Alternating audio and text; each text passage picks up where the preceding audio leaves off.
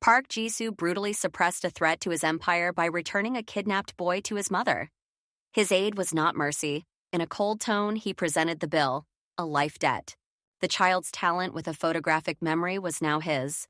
Meanwhile, in his luxurious penthouse, Yoon Mira gazed in horror at the new walls. Her son Ho-yeon, still unaware, slept in the next room. She didn't know that her art was now banned, and her role was merely to watch over her son, who drew schemes for the Mafia. But she didn't yet know that her silent hatred for Jisoo would one day collide with his own loneliness, encased in the armor of power. Their forced confrontation would be the point of no return for both of them and for the entire criminal dynasty, whose secrets were kept in her child's drawings. A cold wind crept under Mira's thin jacket. She adjusted the paintings on the old fence. Passers-by hurried past without looking. "Mom," Ho-yeon called quietly. He was sitting next to her on a box, a notepad and pencil in his hands. "I remember." He showed her the drawing. It was an exact copy of the car that had just passed. The model, the license plate, even the dent on the door. "That's good, son," Mira sighed, "but you should draw something beautiful. Birds. No one is interested in that." "But he was like that," the boy said simply. "I know, just don't show drawings like that to others, okay?" Ho-yeon nodded and turned the page. He began to draw the outline of the building opposite. Mira looked at her wallet. There was little in it. Very little. The rent for the room was due tomorrow. "Excellent work," a voice said. An elderly woman stopped in front of her. "Thank you," Mira tried to smile. "How much?" She named the price. The woman shook her head. "Too bad. Good luck." And she left. This was the fifth refusal that day. Ho-yeon drew without stopping. His gaze briefly caught on the narrow alley across the street. 2 black cars stopped there. Men got out and started talking. The boy's hand moved faster. He sketched faces, gestures, license plates. It was an exercise for his memory, just a game. He didn't see how one of the men in the alley turned sharply and looked straight at him. Didn't see how he frowned when he noticed the notebook. Mira didn't see it either. She was counting her money again, wondering if she should sell another set of her brushes tomorrow, just to buy her son a warm hat. "Ho-yeon, let's go," Mira called, hiding her almost empty purse. "The sun is setting." They packed their things. Mira took the paint box. Ho-yeon helped carry a few paintings. On the way, he suddenly said, "Mom, can I have some ice cream?" "Tomorrow," she answered automatically. Tomorrow meant never. She saw his face fade. "Okay, let's quickly go to Auntie Park's shop." She decided to spend the last of her coins. Let him at least have one small joy. While Auntie Park took out a waffle cone, Mira saw her reflection in the glass display case. A tired face, a dull look. She quickly looked away. "Here," she said to her son, handing him the ice cream. "Just don't give you a cold." They walked again. Ho-yeon ate in silence, and Mira thought about the brushes. These were the last good brushes, a gift from her old teacher. Selling them would mean bearing the last hope for something more. But her son needed the hat more. Suddenly, Ho-yeon tugged at her sleeve. "Mom, look." He pointed to the wall of the garage. There hung an advertising poster with a photograph of a mountain landscape. "There's a mistake," the boy said seriously. "There's a car in the background, the same one I saw a month ago at the Jamsil subway station. It has a unique license plate. It couldn't have been in these mountains." Mira glanced at the poster, then at her son. His gift always amazed her, to the point of goosebumps. "Good boy," she said quietly. "You're the most attentive, but let's keep this our secret." She didn't know that this ability was their greatest asset and their greatest danger. She didn't know that while they were walking home, a black sedan was slowly driving behind them from the other end of the street. The next day, the weather was no better. Mira put the paintings back in their usual place. The thought of the brushes was spinning in her head. She was almost ready to sell them. "Mom, can I draw here?" Ho-yeon asked, pointing to the back of a small canvas depicting a river. "Go ahead," Mira replied absent-mindedly, scanning the crowd for potential buyers. Ho-yeon picked up a pencil. His attention was drawn to a scene 30 meters away. 2 men in expensive coats met at the entrance to an office building. They had a brief conversation and exchanged briefcases. One of them got into a stretch limousine, the other into an SUV with tinted windows. The whole thing took no more than 2 minutes. For Ho-yeon, it was simply movement, form, light. He began sketching the outlines of the cars, the license plates, the men's poses. the expression on the driver's face as he stepped out for a smoke. He even sketched part of the logo on the building in the background. He worked quickly, confidently, transferring every pixel of what he saw to paper. Mira, meanwhile, was haggling with the student. "That's too expensive for a copy," the boy said. "It's not a copy," she retorted wearily. "It's an original. See the brushstrokes?" The argument dragged on. Ho-yeon finished the sketch and, satisfied, placed the painting back with the others. The drawing was on the back, a complete detailed outline of the meeting that was supposed to remain secret. He yawned and stretched. At that moment, another man emerged from the entrance of that very building. He glanced toward Mira's stall. His gaze slid from the boy with the pencil to the paintings. Something about this painting made him frown. He took a step forward, but a colleague called out to him. The man gave one last wary glance and left. Mira finally sold the painting to the student for half price. She took the money without joy. It would last 2 days, no more. "Get ready, son. We'll buy you that hat today." She rolled up the canvas with her son's drawing without even glancing at the back. She didn't realize she was now holding not just a painting, but a time bomb. A bomb that had already begun to tick. They bought a hat at a cheap store. Ho-yeon was happy. He put it on immediately. Mira, looking at his smile, forgot her fatigue for a moment. They walked back along a different, quieter street. Mira carried the rolled-up paintings under her arm. The very same work with the river and the strange sketch was among them. Suddenly, their path was blocked by 2 men in simple but neat clothes. They looked less like bandits than office workers. But something in their calm, appraising gazes made Mira freeze. "Excuse me," one of them said politely. "We saw your son drawing. He has a remarkable talent." "Thank you," Mira replied warily, instinctively pulling Ho-yeon closer. "Are you an artist? We represent a small gallery. We're interested in your work. May I take a look?" Mira hesitated. The offer sounded unexpected and suspicious, but the word gallery struck a chord with her. "Here," she hesitantly held out the package. The man unfolded it. His gaze slid to the front of the canvas with the river. Then he turned it over. For a few seconds, all politeness vanished from his eyes, leaving only icy concentration. He exchanged a quick glance with his partner. "Interesting technique," he said evenly, handing the painting back. "Unfortunately, not quite our style. Goodbye." They nodded and left with quick, determined steps. Mira, confused, watched them go. "They're kind of strange," she muttered. "Mom, what did they want?" Ho-yeon asked. "I don't know, son. I don't know." She didn't realize she'd just shown evidence. She didn't realize that these two weren't from the gallery. They were Park Ji-soo's people. And they'd just received confirmation. The witness existed, and the evidence was in this woman's hands. Now the question wasn't whether there was a threat, but how to eliminate it. And they were already rushing to report. Information travels fast in the criminal world. Jisoo's men's report wasn't the only one to reach him. A rival gang, the one that had just lost out in that quiet street deal, had its own informant. They learned of the witness first. The next day, Mira was back at her post. Ho-yeon, wearing a new blue hat, was drawing in her sketchbook. They were now under surveillance, but this time from both sides. Mira took a few steps back to talk to a familiar fruit vendor. It was a fatal mistake. A white van suddenly pulled up from the alley. 3 people jumped out. They acted with lightning speed, without further ado. One blocked Mira's path, pretending to accidentally hit her and scattering the pair. The other 2 were with Ho-yeon. "Boy, your mother's calling from the car," one of them blurted, grabbing the child by the arm. Ho-yeon instinctively broke free and tried to run, but the second man covered his mouth with his hand, scooped him up, and spun around to face the van.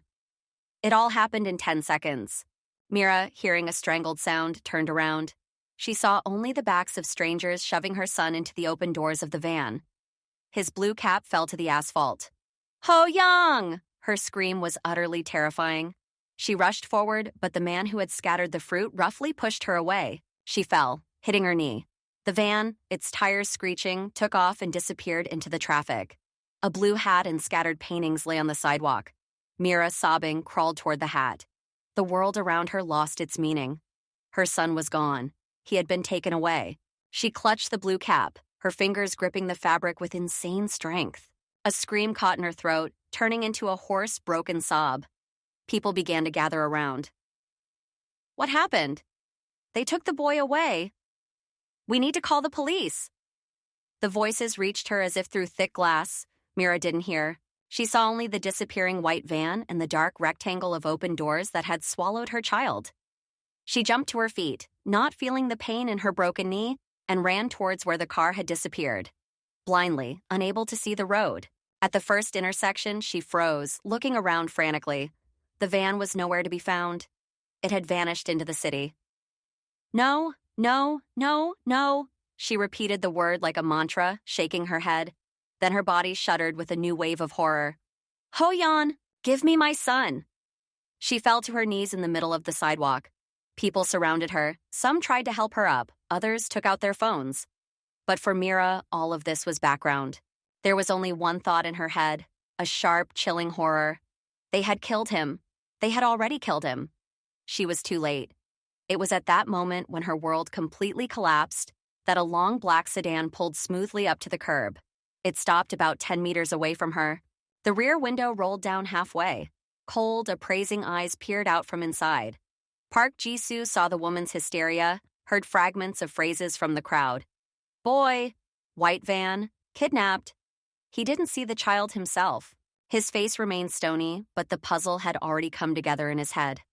The competitors had struck, and they did it because they had a witness. His witness. His problem. This wasn't just a kidnapping. It was an invasion of his territory and a threat to his power, and it demanded an immediate, brutal response.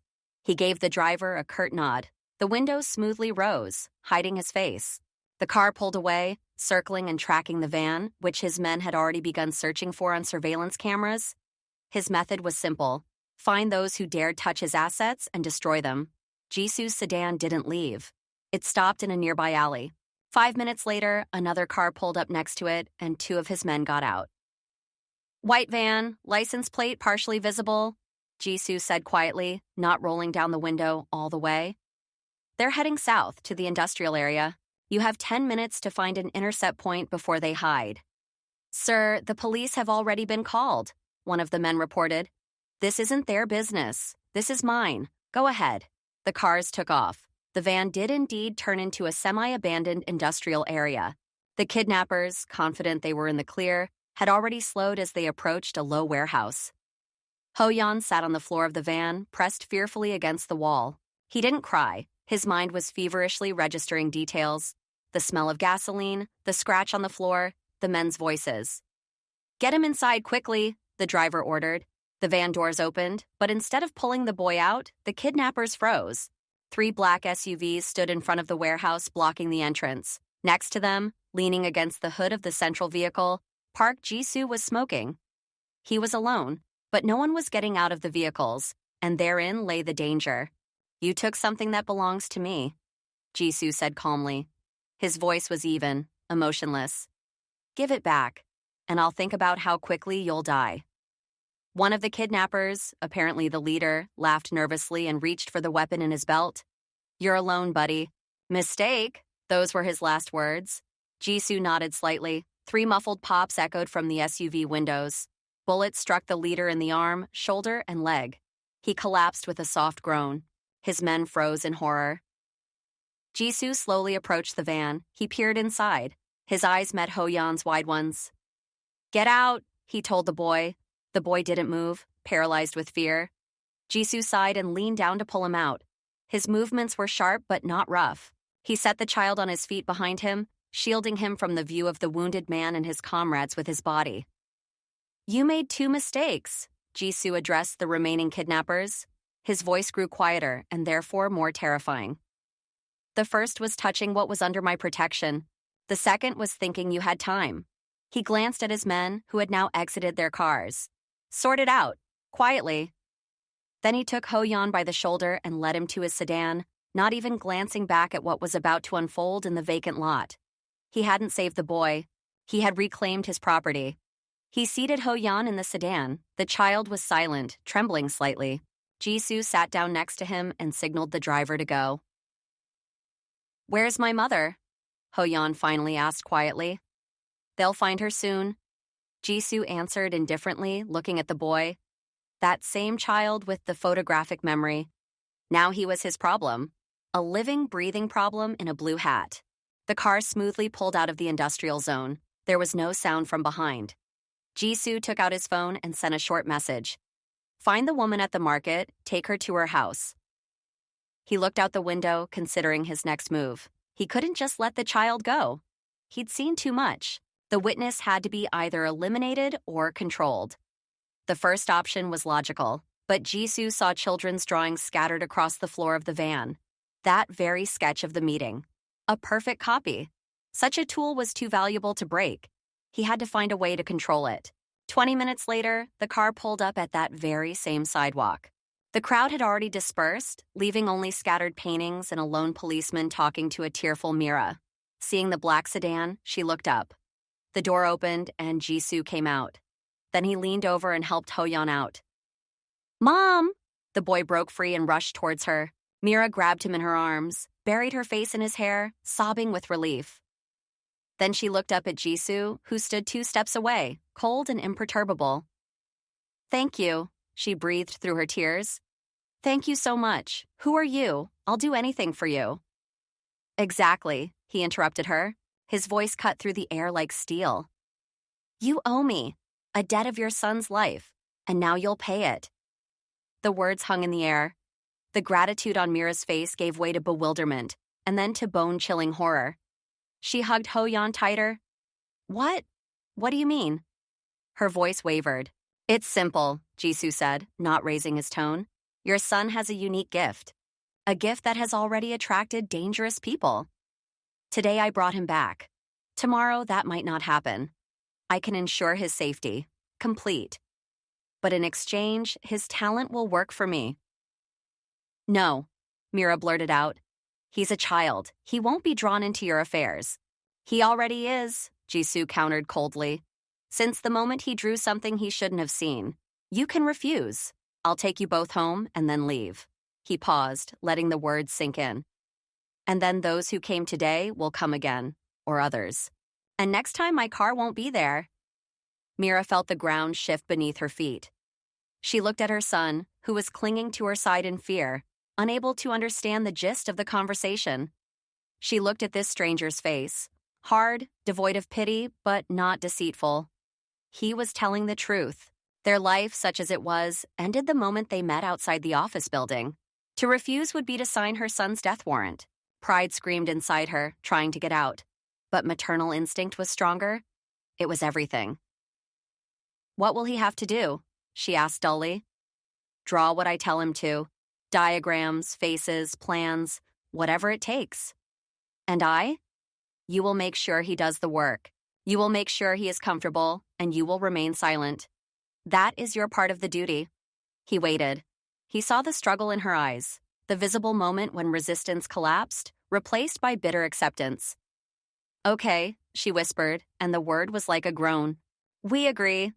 "A smart decision," Jisoo stated. "They'll come for you tomorrow. Be prepared. Don't try to run. This is your only warning." He nodded, turned, and climbed into the waiting sedan. The car pulled away, leaving them alone on the empty sidewalk, a mother hugging her son and scattered paintings that no longer mattered. Their old world remained here. A new one, dark and unfamiliar, began tomorrow. The debt had been taken. Now it had to be repaid. At precisely 9 o'clock in the morning, the same black sedan pulled up to their shabby room.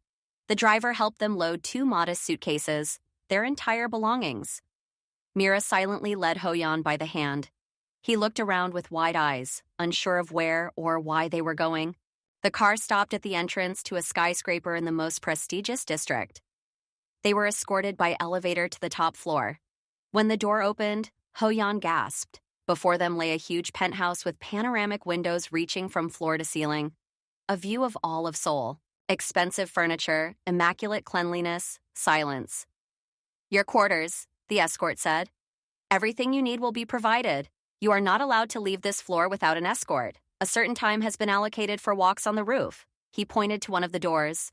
"This is the boy's room and his workspace. Everything for drawing is there." Then his gaze fell on Mira. "You are not allowed to engage in your own creativity. Your task is to provide for your son's work. Food will be brought to you. The rules are simple. Obey and do not ask questions." When they were alone, Mira went to the window. The view was worth a fortune, but she looked at it like a prisoner looking at the world through bars. This wasn't an apartment. It was a luxury block. Ho-yeon cautiously entered his room. There stood a huge desk. On it were expensive sketchbooks, hundreds of pencils and markers of every color, erasers, rulers, magnifying glasses, everything one might need for precise drawing. On the desk lay the first assignment, a photograph of a person, and the caption, front view, side view, all details. The boy sat down and obediently began to draw. His hand moved confidently. Mira stood in the doorway, looking at his bowed back. A storm raged in her chest. Her son had been turned into a living camera, into an instrument. And she, an artist, was forbidden to touch the brushes. Her role was to care for this instrument. She came over and put her hand on his shoulder. He looked at her. "Everything okay, Mom?" he asked. "Everything, son," she whispered, clenching her teeth to keep from crying. "Draw." The golden cage slammed shut. Their new life began. The first days passed in oppressive silence, broken only by the scratch of Ho-yeon's pencil on paper. Mira wandered through the vast, empty rooms, feeling like a ghost in a museum. They brought her food, exquisite dishes in silver lids, clothes, expensive, silent, impersonal, everything except freedom and color. One morning, Jisoo himself walked into the penthouse. He walked straight into Ho-yeon's room, ignoring Mira, who was standing in the living room. "Show me," he said to the boy. Ho-yeon silently handed over several sheets of paper. These weren't just portraits. They were detailed diagrams, a floor plan of the building with cell markers, a precise drawing of the lock mechanism with weak points indicated, a route map with calculated times. Jisoo carefully studied each sheet. His face remained inscrutable, but he nodded briefly. "Okay, tomorrow there will be a new task." He left the room. At the threshold, his gaze met Mira's for a second. A silent, suppressed anger burned in her eyes.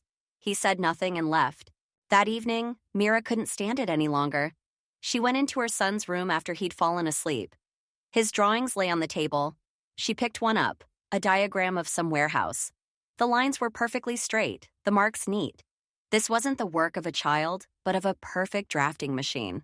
She ran her finger across the paper, feeling her own hands, accustomed to feeling the texture of the canvas and blending colors, go numb with uselessness. She went to the closet where her old things were kept. At the bottom of the suitcase, she felt a small box. In it was her one and only, her very first battered brush. She clutched it in her fist, feeling a lump in her throat. She was forbidden to paint. But that concerned canvases and paints. No one said anything about a piece of paper and a pencil. She stealthily took a blank sheet of paper from her son's stack and a pencil. She sat down in the far corner of the living room, out of sight from the doorway, and with a trembling hand, she began to draw an outline.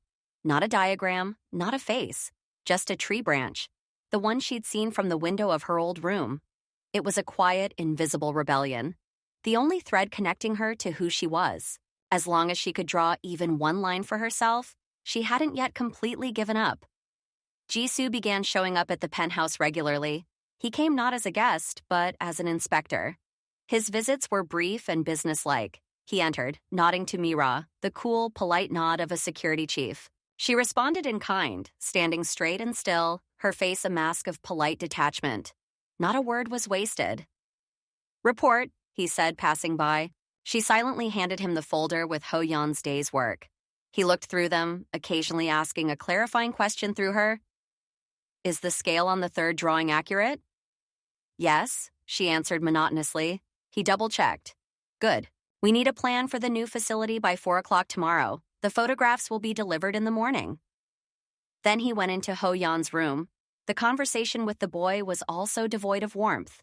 "Are you having trouble with the perspective in the last drawing?" "No, sir," Ho-yeon answered quietly. "You need to increase the speed." "I'll try, sir." Jisoo took the finished works and left without looking back. Mira clenched her fists until the door closed behind him. Her hatred was quiet and furious. She hated him for every wasted second of her son's childhood, for every drawing he made instead of playing, for the fear in the child's eyes, who now drew not birds but robbery plans.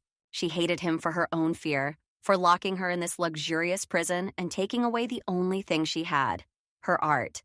But she knew that the slightest spark of this anger could cost them their safety. So, she built a wall A wall of icy silence and impeccable execution. One day when Jisoo was gone, Hoyeon came out of the room and asked, "Mom, is he evil?" Mira, looking out the window at the void, answered evenly, "He's neither evil nor kind, son. He's simply a condition of our lives. Like rain or wind. Don't think about him. Just do your job." She couldn't allow herself to make Jisoo a living person, even in her son's thoughts. He had to remain a force, a phenomenon, part of the landscape of their imprisonment. It was easier that way to hide the hatred that was eating away at her from within. Several weeks passed. Mira had turned her coldness into a ritual. She learned to greet Jisoo at the door, accepting his briefcase with new photos and documents for Hoyeon. Her hello and "everything is ready" sounded like an answering machine. She made sure there was not a shred of emotion in her gaze, only emptiness. Jisoo, for his part, made no attempt to break down this wall. His requests were extremely specific. "Is the temperature in the workroom sufficient? Are the pencils breaking?" "Everything is fine." "Is his sleep disturbed?" "No." And that was it. The dialogue was exhausted, but sometimes Mira caught his gaze. Not that of a boss assessing an asset, but of a man who seemed to be trying to decipher something behind her stony expression. She immediately looked away, feeling a chill run down her spine. She was afraid he would see hatred. She was even more afraid he would see something else. Helplessness, despair. One day, he arrived later than usual. Hoyeon was already asleep. Jisoo demanded to check the latest work. Mira silently led him into the room. While he studied the complex security system diagram, she stood by the door, looking at her sleeping son. Her face twitched for a moment, betraying all the pain a mother could feel. She quickly recovered, but it was too late. Jisoo looked up from the drawing and looked not at the work, but at her hands, clasped tightly in front of her, at the shadow of fatigue under her eyes, which even her icy calm couldn't hide. "Does fulfilling your duties burden you?" he asked unexpectedly. His tone was just as even, but the question went beyond business. Mira tensed. "No, everything is fine." "You're lying?" he stated simply, lowering his gaze back to the drawing as if nothing had happened. "But it doesn't matter. Keep up the good work." He left, leaving her in complete silence, her heart pounding. It was the first time he'd breached her defenses, not with a threat, but with simple, merciless observation. He'd seen her, and that fact was more terrifying than his anger. Hating an impersonal force was easy, but what if behind that force lurked someone capable of observation? That violated all her inner rules. Now she had to hate not a phenomenon, but a person. And that was far more dangerous.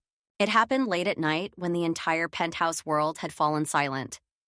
Mira would wait until sleep had finally overtaken Hoyeon, then take her tattered notebook and pencil from their hiding place.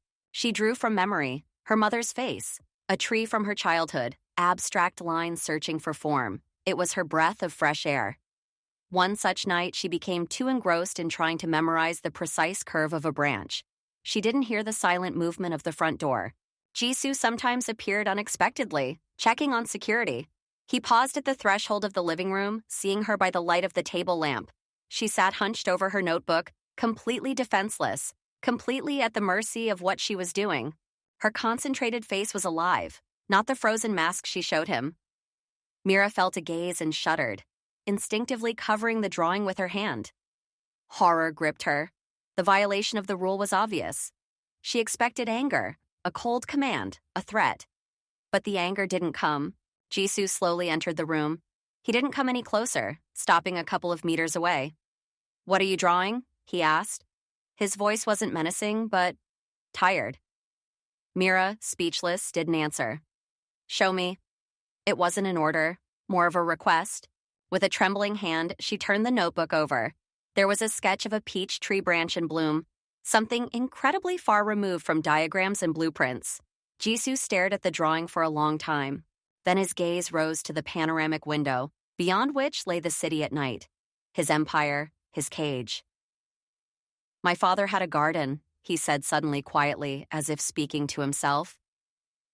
"Trees like these grew there. I was forbidden to enter it. The garden was for contemplation, not for playing. Everything had to be perfect, like a blueprint." He turned his gaze to her. "You hate me for taking away your son's childhood. I understand that. My childhood was taken from me much earlier. It was replaced by debt. A debt that cannot be repaid, only carried, every day, like you are carrying yours now. Mira listened, unable to move. For the first time, she heard something in his voice other than power and calculation. It was bitterness, the same bitterness that had been building up for years somewhere deep inside. "Why are you—" she began, and her voice broke. "Why am I saying this?" He finished for her. Then a faint, almost imperceptible smile tugged at the corner of his lips. Because at 3 a.m, even a jailer gets tired of wearing a mask, and he sees in another prisoner someone who also understands the price of unfreedom. He didn't take the notebook. He didn't reprimand her. He simply turned and walked away, leaving her alone with an unfinished drawing and a stunning, terrifying discovery. Her jailer had a prison too. And this shared burden of loneliness and duty for a moment made them not enemies, but comrades. A thin, invisible thread stretched across the silence of the night, and severing it was now far more difficult than simply hating. The next morning, everything proceeded as usual. Mira awaited the usual instructions, but instead, a stranger wearing glasses and a friendly but stern face arrived. "My name is Professor Kim. I've been hired to tutor your son," he introduced himself. Math, logic, art history, to develop his memory and analytical thinking. 2 hours a day. Mira was dumbfounded. Ho-Yan looked at the professor with interest. That same day, boxes appeared in the penthouse. Not with documents, but with art supplies. But not for Ho-Yan. They contained expensive Japanese watercolors in porcelain pans, a set of handmade squirrel and sable brushes, sheets of thick cotton paper. Everything Mira could only dream of in her past life. No note, no explanation. She hesitated to touch the gifts. It was a trap. There had to be a catch, but Jisoo, who showed up that afternoon to check Ho-Yan's work, said nothing. He merely nodded toward the boxes. "Is the professor living up to expectations?" "Yes," Mira replied, confused. "Okay, the materials too. Use them if you want. This isn't an order. It's permission." And he turned back to business matters, leaving her completely distraught. This didn't fit the image of a callous jailer. Why would he do this? To buy her loyalty? But he already had complete power over her. Professor Kim proved to be a brilliant teacher. He didn't pressure Ho-Yan, but rather guided his talent. The boy, who had previously merely copied mechanically, began to understand the principles of perspective, architectural styles, and the basics of cryptography. His work became not only precise, but also analytical. He learned with pleasure. And Mira, finally that evening, cautiously opened the paint box. She touched the brush. Art was more than just a hobby for her. It was a language, a way of feeling. And it had been silent within her since the day they arrived. Now she was being asked to speak again, without being asked to draw a robbery plan. Just like that. She didn't thank Jisoo. She was afraid any words would destroy this fragile, inexplicable bridge. But one day, as he was leaving, she quietly, more to herself, said, "Thank you for the teacher." Ho-Yan. He started smiling in class. Jisoo stopped at the door but didn't turn around. He simply nodded. "It's good for work," he said in his usual business-like tone. But the pause before was more eloquent than any words. He understood. And these silent actions, going beyond the contract, spoke louder than any explanation. Duty remained duty, but invisible clauses about care appeared within its terms, which changed everything. A week later, Mira found a book on the kitchen island. It was an album of reproductions of French Impressionist paintings. She'd loved them since her student days. There was no note or markings in the book. It simply lay there as if it had always been part of the decor. Mira took it carefully, as if it were a bomb. She opened it to a random page, Monet's Water Lilies. Her fingers instinctively reached for the paint to feel the brushstroke. She realized this gift was finer than brushes. It said, "I see who you are. I remember." She couldn't resist any longer.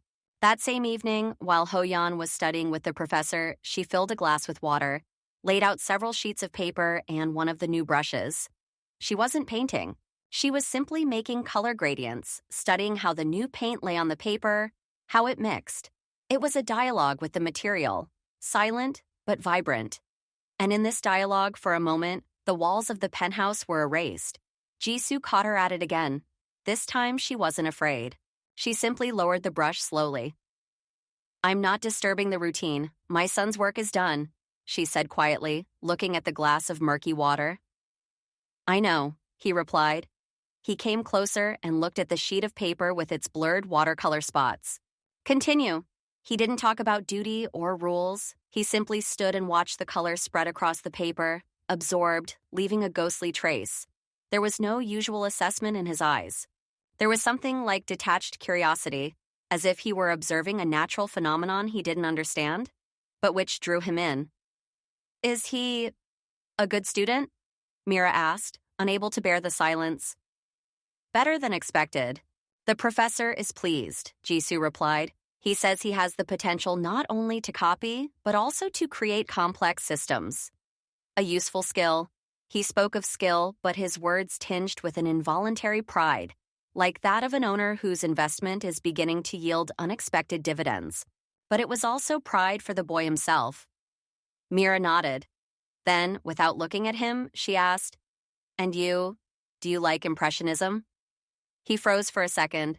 This question went beyond all conceivable boundaries of their communication. I don't understand art, he said honestly, but in this book, there is a sense of freedom, fleetingness, something that cannot be captured forever. In my world, everything must be captured. Forever. He turned away and walked away, leaving her with this confession. He had bought her more than just a book. He had bought and brought her a piece of the freedom that had been missing in his life. And there was no calculation in this gesture. It was a poignant, awkward attempt by one lonely person to extend something to another, not knowing how. Caring that no one had taught him, it became their shared silent language, understood without words. Old Man Park sat in a chair in his dark wood office. Reports lay before him. Finances were in order. Operations were proceeding. But in the latest documents, he detected a strange dissonance. His son Jisoo had begun acting more cautiously. Less direct violence, more complex schemes, information leaks, financial machinations. And there was one more detail. The exorbitant, in the old man's opinion, costs of maintaining some asset in the penthouse. Security, a teacher, expensive materials. What is this? The old man pointed at the line. A new analytical tool, one of his assistants answered evasively.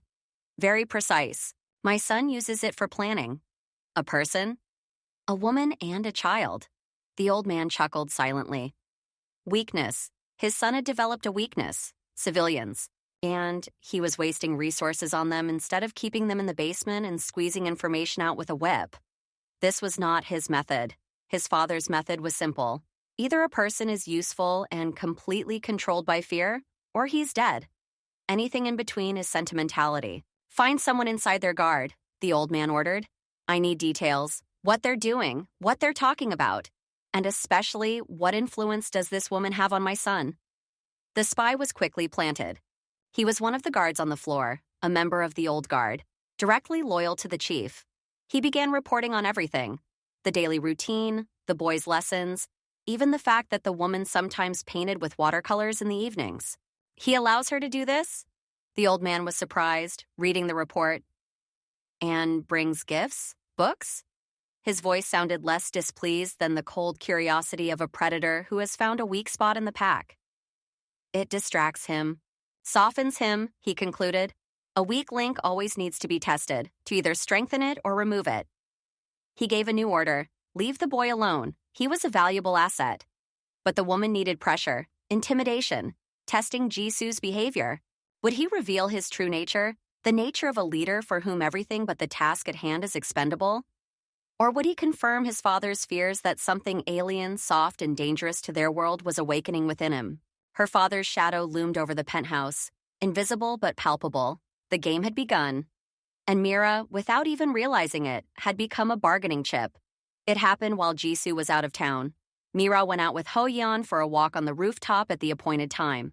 As always, they were accompanied by a guard, the very same spy. Suddenly, the guard received a message and apologized. I need to step out for a minute to check the sensors on the east side. Wait here. He left. A couple of minutes later, two strangers in maintenance uniforms emerged from the service exit. They approached Mira too quickly. Yun Mira? One asked, and there was nothing official in his tone. Yes, she answered warily, pushing Ho-Yan behind her. They send you their regards. You're paying too much attention. You're forgetting your place. You need to be more modest. The man took a step forward. Otherwise, accidents could happen, especially with a child when he's out walking. His words were like a punch of ice in the stomach. Mira froze in horror. At that moment, the door to the roof swung open. Jisoo stood there. He was supposed to be back tomorrow. His face was perfectly calm, but his eyes burned with a cold, absolute fury. He walked in without looking at Mira and his son. "Who are you from?" he quietly asked the technicians. We're from the building security," one tried to lie. "You're lying." Jisoo moved forward. He didn't shout. He acted with frightening surgical efficiency. A blow to the solar plexus, a crunching knee, a sharp grab, and the first technician was already lying on the concrete, gasping in pain. The second tried to strike, but Jisoo caught his arm, twisted it, and slammed his elbow into his face. There was a distinctive sound. It all took less than a minute. Both lay there, unable to rise. Jisoo walked up to the first one and placed his foot on his broken arm. "Who is your master?" His voice was quieter than a whisper. "Stop, old man," the other one croaked. Jisoo nodded as if he had received the confirmation he had been expecting.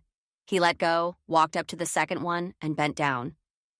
"Tell my father," he said in a voice that seemed carved from steel, "if his men look at that woman or child again, I will start with his oldest friends and finish with them. Understood?"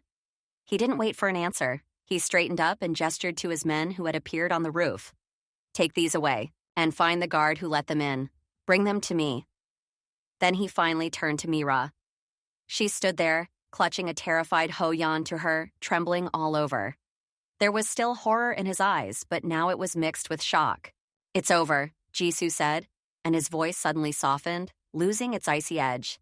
"They won't come anymore. No one." He came closer but didn't touch them. He simply looked at her, giving her time to recover. "Go inside. The professor is waiting for Ho-Yan for a lesson." Mira nodded, unable to utter a word. She led her son away but turned around at the threshold. Jisoo stood with his back to her, looking out over the city. His shoulders were tense, and his clenched fists betrayed the rage he still contained. He just declared war on his own father. Not because of a threat to his business, because of a threat to them. At that moment, her image of the heartless boss crumbled completely. She saw a man ready to burn down his entire world to protect the little he'd begun to consider his own. And that was more terrifying and more important than any concern for brushes or books. He drew a line and put them on the same side as his. That evening, Jisoo himself came to the penthouse. He did not go into the office. He sat in the living room where Mira was sitting. She silently looked at her hands. "They will not come back," he repeated. "The security has been completely replaced by my people, trusted ones." Your father?" she asked quietly. "Yes, he considers everything that is not cruelty to be gentle, and cruelty for him is the only language of power." "And you?" "You threatened him." "I promised him," he corrected. "A promise is something I always keep. He knows that." He paused. "Now you understand what game you find yourself in? This is not just a duty. This is a war inside my world, and you are at the center of it." "Why?" she blurted out. "Why did you do this? We are just an asset, a weakness, as your father said." Jisoo stared into space in front of him for a long time. "Because assets can be replaced, but what you burn bridges for cannot." "I'm tired of everything being replaceable. Father, duty, business." He turned a heavy gaze on her. "You and your son are irreplaceable. For business. It's purely practical." But the last sentence rang out too loudly, as if he were trying to convince himself of this. There was no practicality in his eyes. There was the weariness of a warrior who has finally found a patch of land worth fighting for, not out of duty, but out of choice. "I'm afraid," Mira admitted in a whisper. "I am too," he said suddenly. "But my fear is your shield now. Use it." He stood up to leave. He paused at the door. "They'll bring new materials tomorrow. Oil. You once said you wanted to try it." And he left, leaving her with a stunning thought. This man, who had just displayed absolute ruthless strength, was afraid. afraid for them, and this vulnerability in him made his defense 1,000 times stronger. The wall between jailer and prisoner collapsed, revealing two people under siege. And Mira realized that her loyalty was no longer based on fear. It began to hold on to this strange, new feeling, trust in the one who had burned all his bridges behind him, just so they wouldn't be cut off from him. A few days later, Jisoo didn't come with assignments. He came with food. Not a delivery, but 2 baskets, from which he himself took out and heated up several exquisite yet simple Korean dishes. "Dinner," he announced curtly. "Ho-yeon has already eaten with the professor and is watching an educational program." Surprised, Mira helped set the table by the panoramic window. They sat down. The first few minutes passed in awkward silence. "I saw a painting today," Jisoo said unexpectedly, tasting his soup. "In the office of one of the partners. Abstract, stripes of color. I was thinking about what you said about Impressionism. How is it different?" Mira looked at him, trying to figure out if he was serious. Then she began to explain, cautiously at first, then with increasing enthusiasm. She spoke of light, of emotion, of how art stops copying the world and begins to feel it. He listened without interrupting, asking precise, insightful questions. The conversation flowed smoothly. He asked about her studies, about her first sale. She, forgetting caution, told him. Then she, in turn, asked, "And you? Did you love anything? Besides, business?" He put his chopsticks down. "Loved?" He said the word as if tasting it.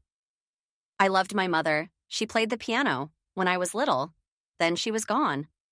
My father said that listening to music was a weakness, that it distracted from the main thing." He was silent, looking at the city lights. "Sometimes, on the rare business trips abroad, I go to museums, alone. None of my people understand why. I don't always understand either. But it's quiet there, and there are no debts, no father, no expectations, only color and form. Like in that book of yours." His confession hung in the air, fragile and naked. "You are very lonely," Mira said quietly, not as a statement of fact, but as an understanding. "Yes," he answered simply, and all the bitterness of his life was contained in that one word. "And you?" "Me too. Even when there were only 2 of us, I felt lonely under the weight of worries. And here," she glanced around the luxurious living room, "this loneliness is of a different order, as if you've been cut off from the world. So we are in the same void," he said, and their gazes met and locked over the table.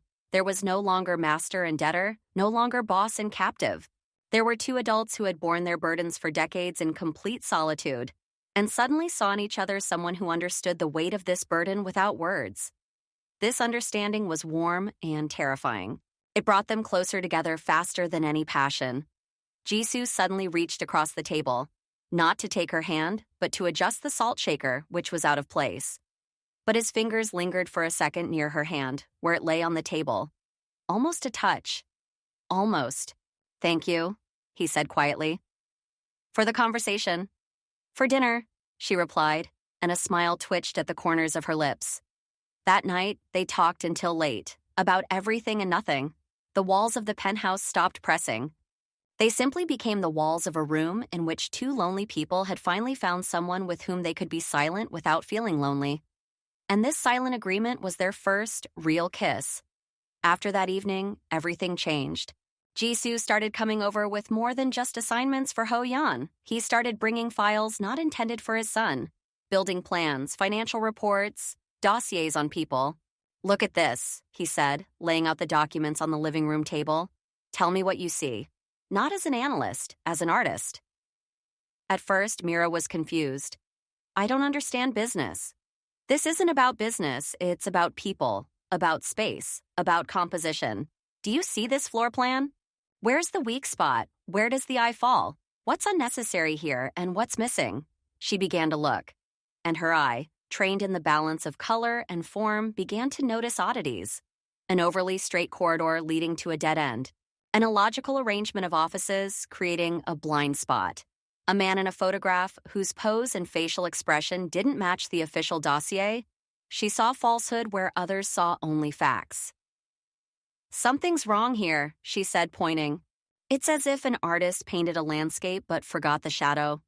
There's a void here. Jisoo listened attentively, then instructed his men to check precisely these void areas.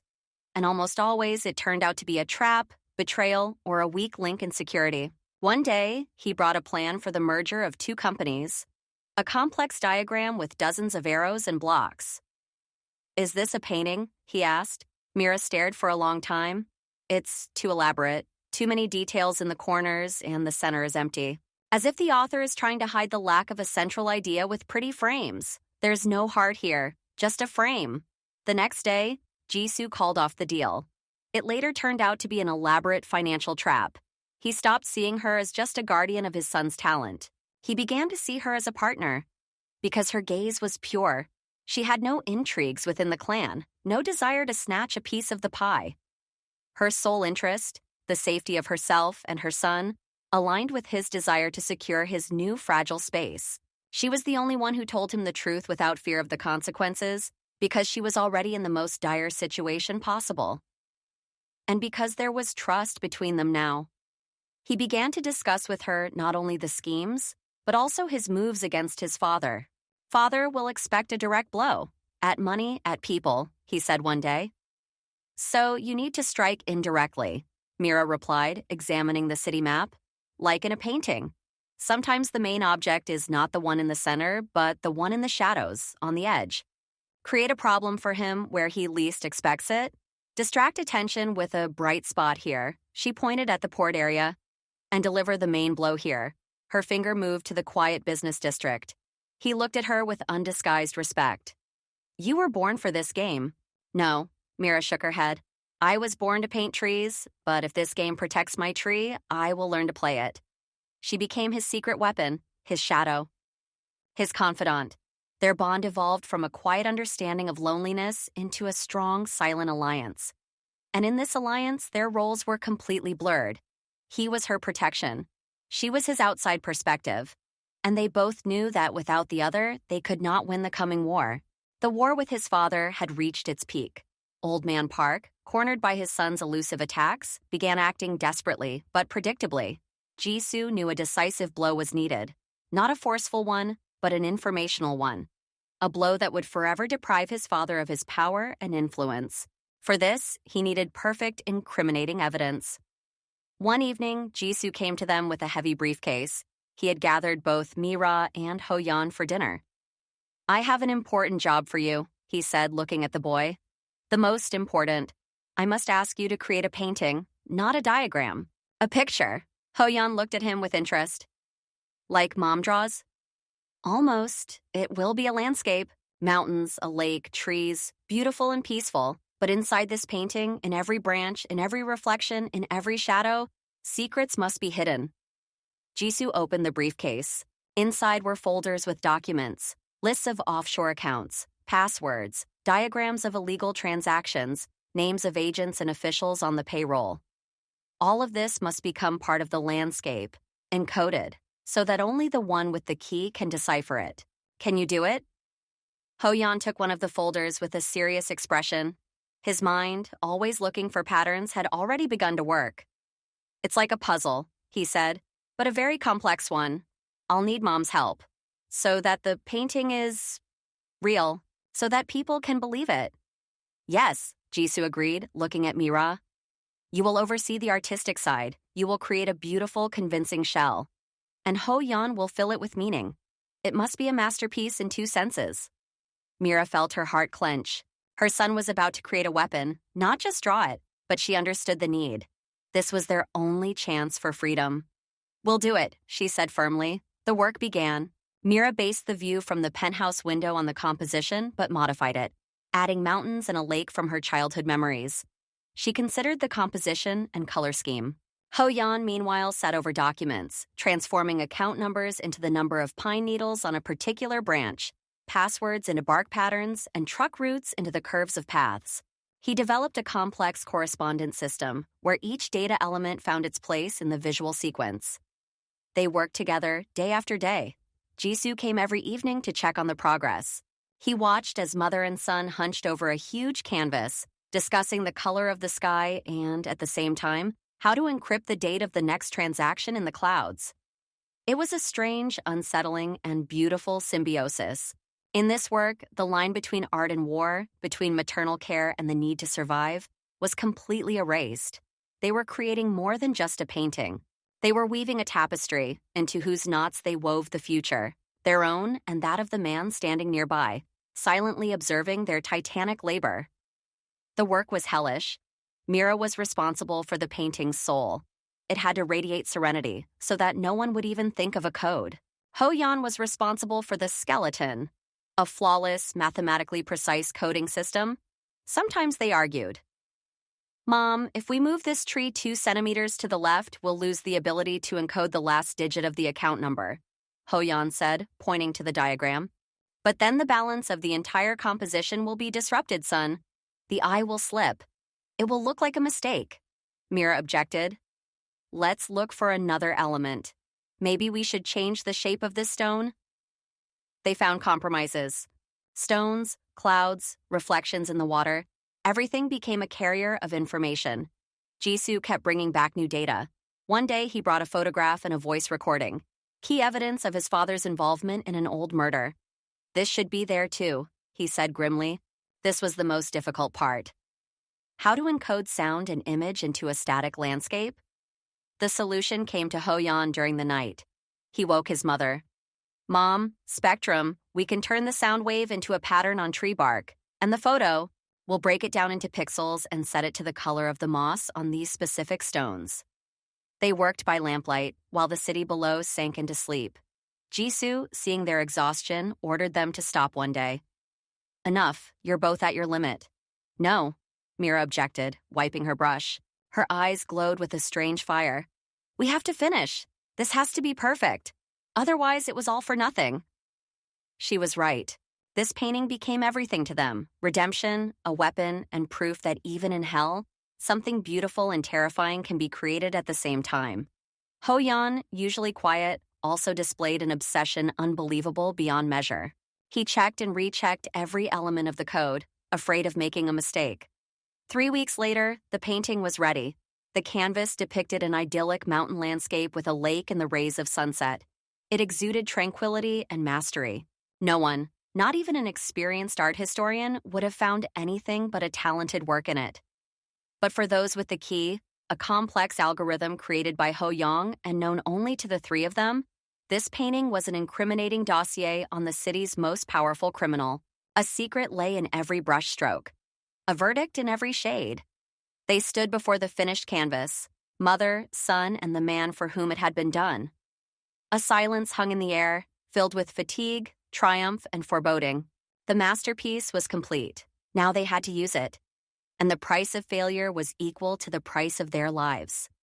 The painting stood on the easel, illuminated by the soft light of the floor lamp. The tension of 3 weeks had finally subsided, leaving behind an emptiness and a slight tremor in his hands. Ho-Yan, exhausted, was already asleep in his room. Jisoo and Mira were left alone in front of their weapon creation. They stared silently at the canvas, but they saw neither the mountains nor the lake. They saw the titanic labor, the trust they had invested in each other, and the abyss over which they now hung. This is incredible, Jisoo said quietly. His voice was hoarse with exhaustion. You two are incredible. We just did what we had to, Mira replied just as quietly, feeling her legs buckle. It was difficult to stand. She took a step back and leaned against the edge of the massive table. She closed her eyes. Suddenly, she felt warmth. He came over and covered her cold hands with his. He was standing very close. You're shaking, he said. I'm tired, she whispered without opening her eyes. It's not from fatigue. She opened her eyes and met his gaze. There was something unrecognizable in those usually cold, calculating eyes. Tenderness, pain, a deep, all-consuming relief that he wasn't alone. All at once. The wall he'd so carefully built over decades cracked in that moment, and everything he'd suppressed for so long burst through. He slowly raised his hand and ran his fingers down her cheek, brushing away a tear of fatigue she hadn't noticed. His touch was unexpectedly gentle. I was afraid, he admitted, his lips barely moving. Afraid he'd get to you while we were working. Every second. I was afraid too, she replied, her voice trembling. But not for myself. No more words were needed. Everything had been said over those weeks of silent support, shared glances and understanding nods. All the pent-up anxiety, gratitude, trust, and that strange, deep feeling that had grown between them in the shadow of danger demanded release. He leaned in. She didn't pull away. Their lips met in their first kiss. It wasn't a gentle touch. It was a kiss, torn from the depths, passionate, desperate, full of the taste of tears, weariness, and insane relief. It contained all the bitterness of their loneliness and all the sweetness of their found union. He embraced her, pulling her closer, and her hands clutched the folds of his shirt as if he were an anchor in a stormy sea. When they finally separated to catch their breath, their foreheads were still touching. Their breathing was ragged. "I'm sorry," he breathed hoarsely. "Don't," she pressed a finger to his lips. "Not for that. Never for that." That kiss had changed nothing in the logic of their situation. The enemy was still as strong, the danger still real. But it had changed everything inside. They were no longer just accomplices out of necessity. They were together. And that silent pact, sealed with lips, was stronger than any contract based on duty. Now they were fighting not just for survival or power, they were fighting for each other. Old Man Park wasn't stupid. His spy network, though tattered, was still operational. He'd gotten snippets of information. His son had ordered a huge canvas and expensive paints. A woman and child hadn't left the penthouse for weeks, working day and night. And most importantly, key files had disappeared from his personal safe. They hadn't been physically stolen, but the digital copies had vanished. This could only be an inside job, and Jisoo had sealed off all the usual leaks. The old man had pieced together the puzzle, the code, the picture, the creators, those very same weak spots where he immediately sensed a threat. His son hadn't simply gotten carried away. He'd entrusted them with his most valuable asset, information capable of destroying his father's empire. And that meant these people had become weapons. And the enemy's weapons were subject to destruction. He bypassed the usual channels, hiring an outside group of thugs, completely unaffiliated with the clan. Their mission was simple: infiltrate the penthouse, take the woman and child alive if possible, or eliminate them on the spot. The most important thing was to ensure they were not left in the hands of their son. Jisoo, anticipating a retaliatory strike, beefed up security, but his father played dirty. He took an unprecedented step. He organized sabotage at one of his son's legitimate properties, drawing his best men there. Only minimal, routine security remained at the penthouse. The attack occurred at dawn. A group of 4 professionals disabled the cameras on the floor above and descended through the ventilation shaft into the penthouse's utility room. They knew the layout. Mira woke to a dull sound, the click of a delivery door opening, which shouldn't have been there at this hour. Her maternal instinct kicked in before her conscious mind. She rushed into Ho-Yan's room, slapped his hand over his mouth, and whispered, "Quiet, hide." She shoved him into the deep, built-in linen closet in the bathroom, shoving his old notebook and pencil into his hands. "Whatever you do, don't come out until Mom or Jisoo comes. Draw what you hear," she ordered, her eyes holding the same steel that Jisoo's had when he fought. The door to the living room swung open. 2 men entered. They saw her. "Where is the child?" one asked curtly. "He's not here," Mira said firmly, retreating to the painting, to their masterpiece of a weapon as if it could protect her. "It doesn't matter. We'll start with you." They moved toward her. At that moment, 2 security guards from the floor above appeared on the threshold, alerted by the alarm. A short, brutal fight began.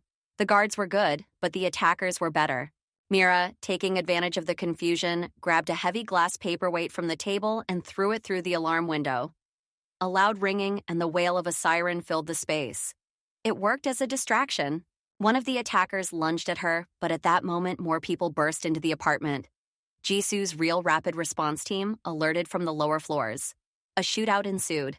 Mira, crouched, ran toward the bedroom to get to Ho-Yan, but her path was blocked by a third attacker, emerging from the kitchen. He grabbed her by the hair and pointed a gun to her temple. "Quiet, or your son is next," he hissed in her ear and dragged her toward the emergency exit. She realized they had come specifically for them, to erase both the code and its creators at once. And Jisoo, deprived of both his weapon and his reason to fight, had to fall. Her father's plan was mercilessly precise. She fought, but the odds were unequal. She was being dragged into the black hole of the service elevator, into the unknown. In the elevator, she was roughly pushed against the wall. The gun pressed against her ribs. Her thoughts raced at the speed of light. They took her, but they didn't find Hoyan. So he had a chance. But they would search. They would tear the penthouse to pieces.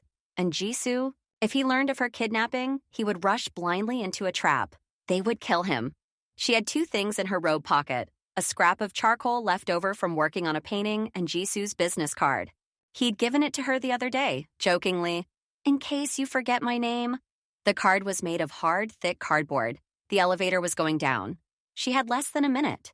"Don't move," her escort hissed, looking at the floor indicator.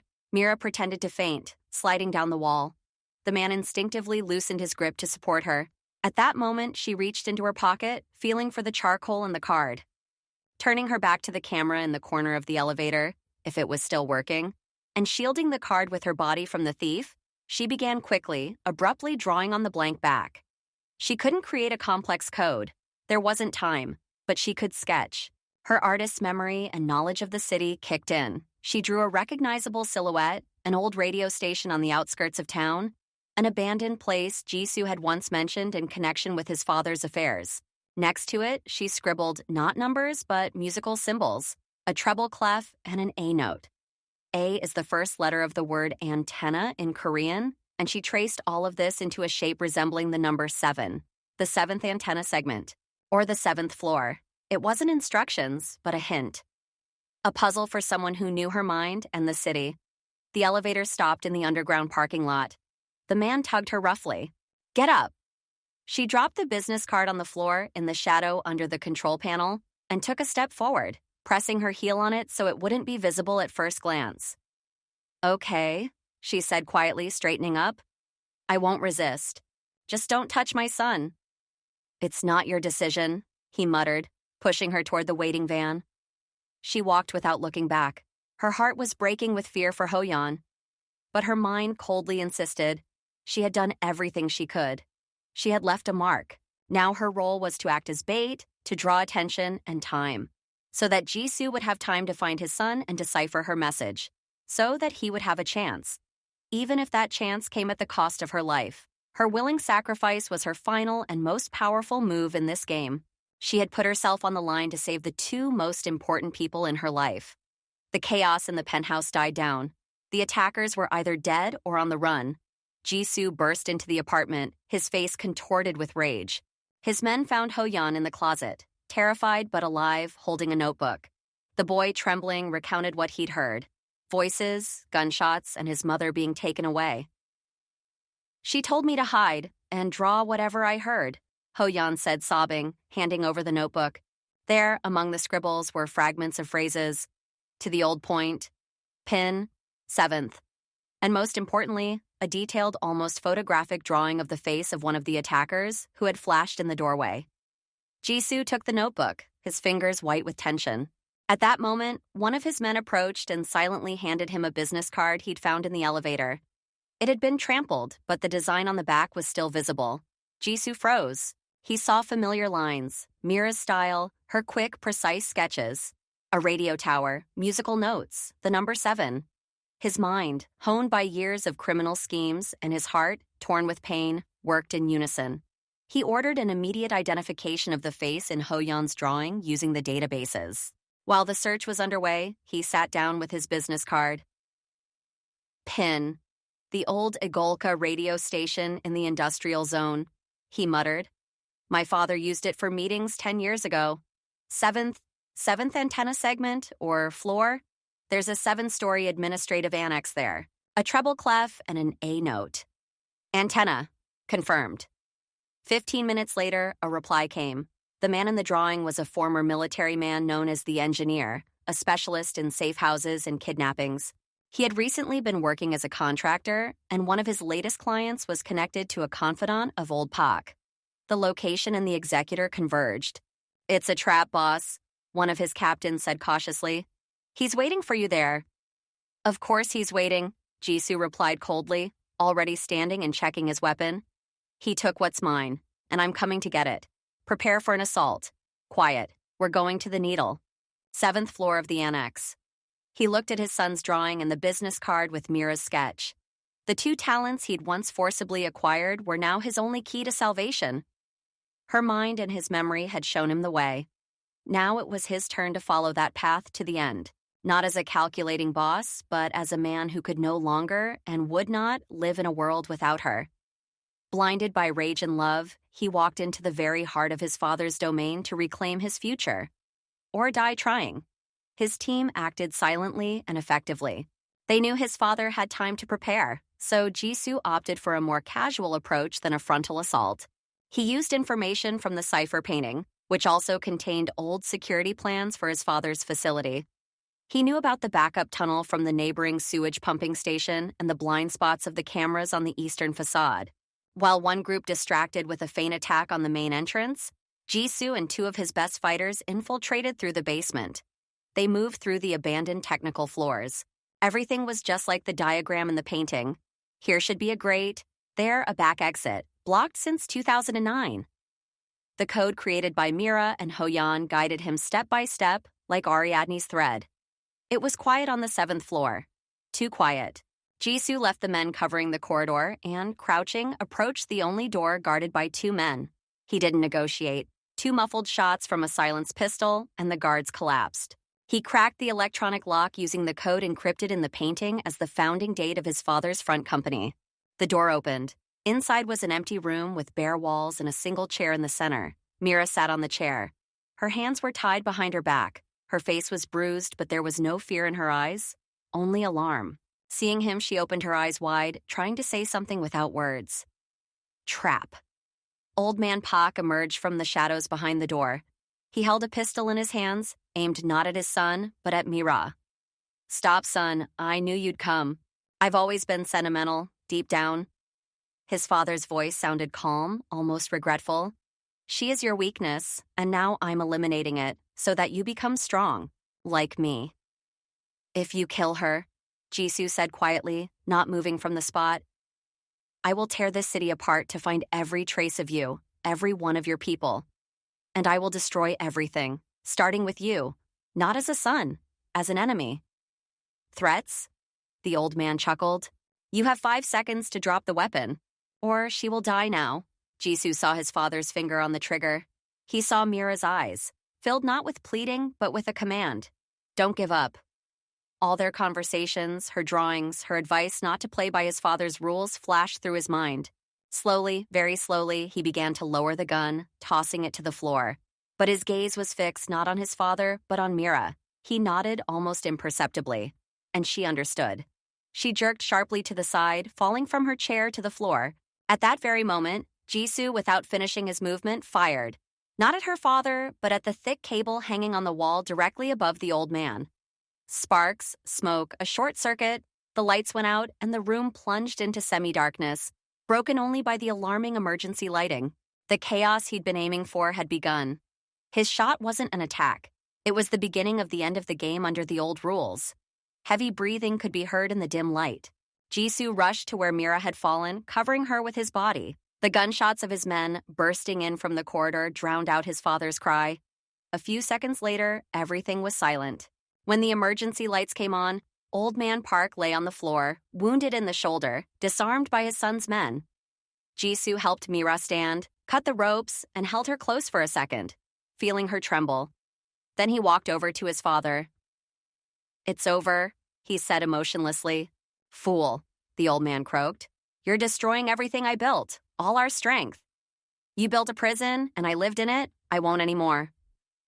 Jisoo took out his phone.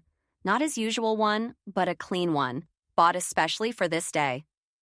He opened the encrypted dossier, the same one that was encoded in the painting. Files, photos, voice recordings, diagrams. Everything that could put his father and the entire top brass in prison forever. Do you know what your biggest mistake is, father? He asked, dialing the number of the special prosecutor, who had long been fed information but who lacked hard evidence. You thought that strength lies in fear and secrecy. But real power lies in the truth, which becomes a weapon. And I found people who turned your secrets into the most beautiful weapons in the world. He sent the files. Then he made another call, to the police, giving the exact address and the names of everyone in the building, including himself. He dictated coldly and clearly, like a report. "What are you doing?" one of his captains whispered in horror. "We're all going to jail." "No," Jisoo answered firmly. "Only those whose names are in these files will go to jail. The rest will get a chance to disappear or start a new life. The Empire is finished. I'm dismantling it brick by brick." He approached Mira. "The authorities will arrive in 10 minutes. My men will take you and Ho-yeon to safety. I'll take care of the rest." "And you?" she asked, grabbing his hand. "I need to finish what I started and pay my own bills. This is my duty, the last one." In his eyes, she saw not regret, but relief. He had chosen. He had chosen her and his son, choosing for himself the end of his entire former life. He was destroying his world to give them a chance at normalcy. And in this act of self-destruction, there was more strength and love than in all his victories won by force. He was no longer the heir to the clan. He had become its gravedigger. A month later, when the high-profile arrest of Old Park and the collapse of his empire had yet to leave the headlines, Mira and Ho-yeon found themselves in a quiet, cozy house in a small European town. The house had been purchased in her name through a complex chain of legal trusts. A sum with 6 zeros had been deposited into the account. Everything was clean, everything was safe. No one knew their past. Jisoo came to visit them for the last time. He looked tired, but calm. They were sitting in the garden, Ho-yeon playing nearby. "Everything is settled," he said without looking at her. "The testimony has been given. The structures have collapsed. Those who wanted to leave have left. Father will not be released. You are safe." "Absolutely." "Thank you," Mira answered quietly. Then she added, "And you?" "I have my own path, lengthy proceedings. Perhaps prison, but for different minor charges and not for long. My lawyers will do their best, and then I will disappear." He looked at her, and there was unbearable tenderness and determination in his eyes. "The debt I imposed on you is paid, with interest. Now you are free, and I must disappear from your lives." "Why?" Her voice trembled. "Because my name is now a stigma. Because the remnants of the clan, the rivals, the avengers, they will seek me. As long as I'm by your side, I'm a beacon of danger. Our love." He paused, naming the feeling out loud for the first time. "It's true, and it would be your death. I can't let that happen. I must leave so you can live." He stood up, placing an envelope on the table. "Here are new documents for you, for Ho-yeon, and the address of my law office. If you need help, go there. Don't look for me." He walked up to Ho-yeon and placed his hand on his head. "Take care of Mom and draw only what you like." Then he turned to Mira. They stood hesitating to touch each other, knowing that one touch would break all resolve. "Goodbye, Mira." "Goodbye, Jisoo." He turned and left. He didn't look back. He was paying his final debt, his debt to their future, at the cost of his happiness. He gave them peace, taking his war with him.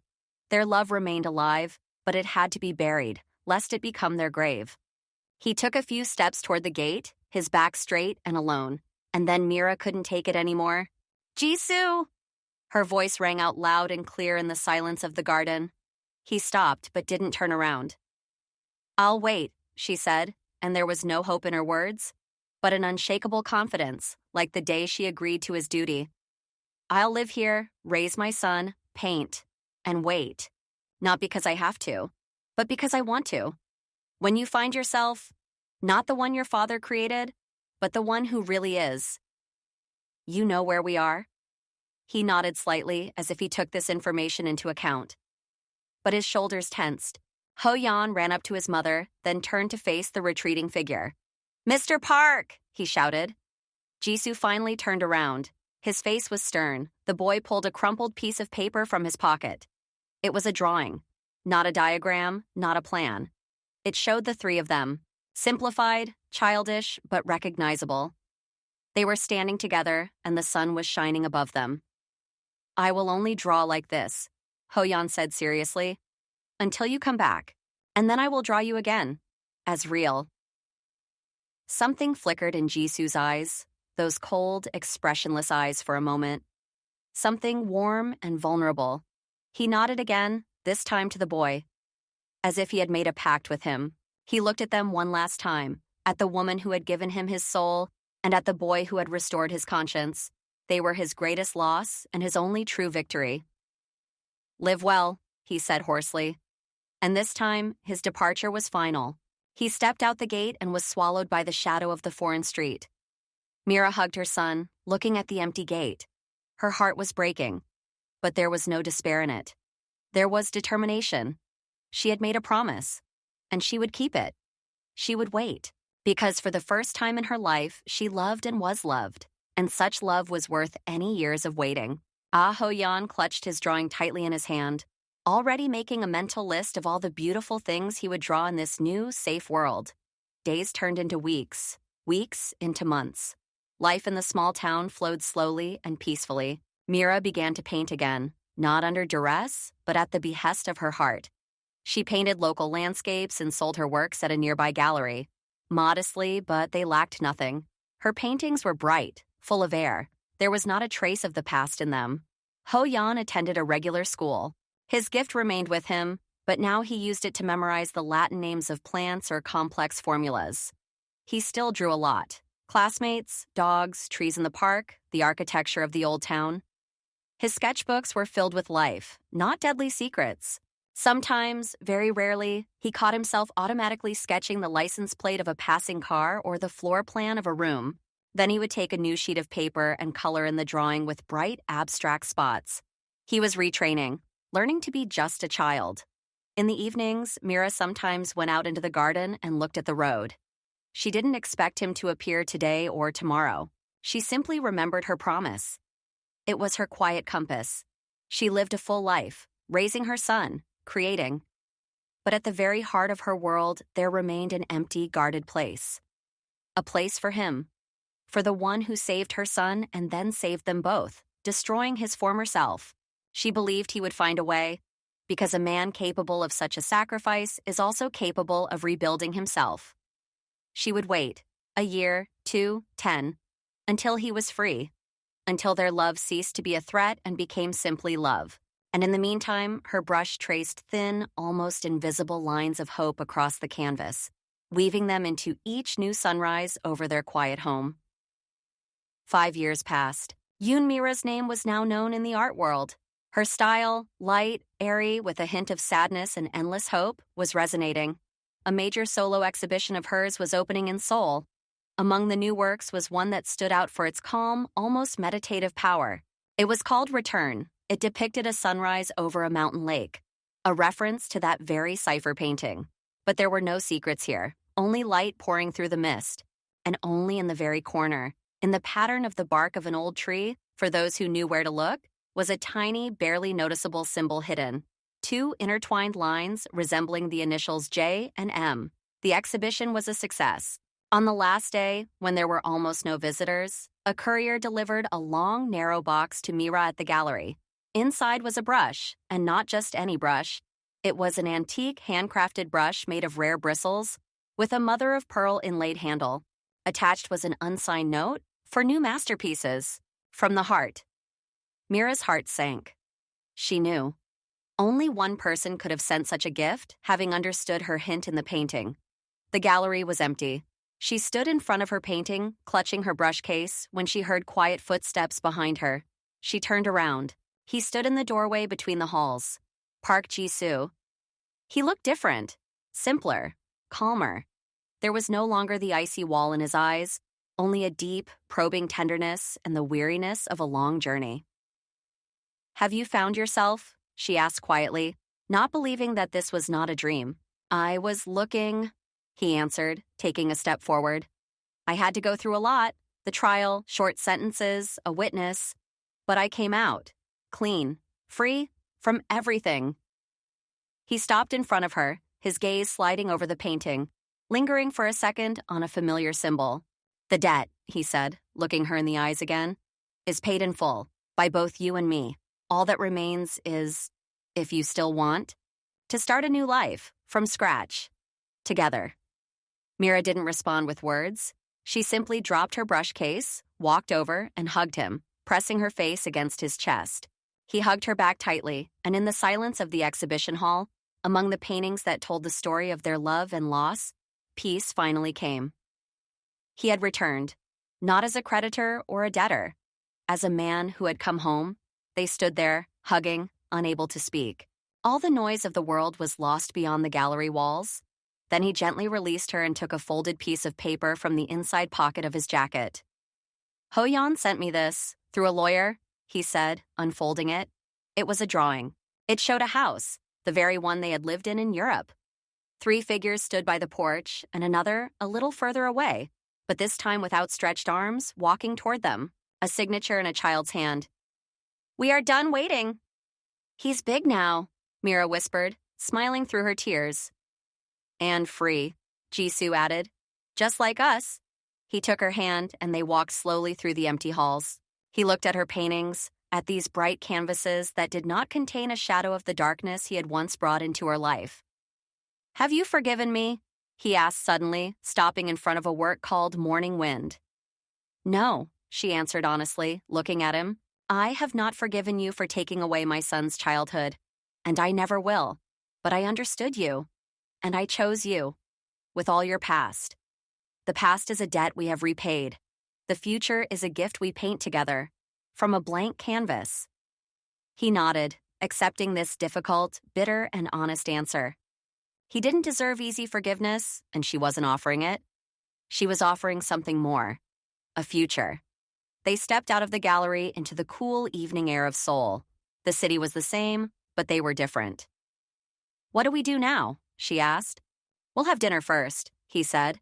And for the first time, there was a lightness in his voice, almost unusual for him. "And tomorrow we'll go home to our son." He said the word, home, as if for the first time in his life he understood its meaning. Not a fortress, not a cage, not a base of operations. A place where you are welcome. They walked down the street, his hand on her back, her hand in his. The debt was settled. Only life remained.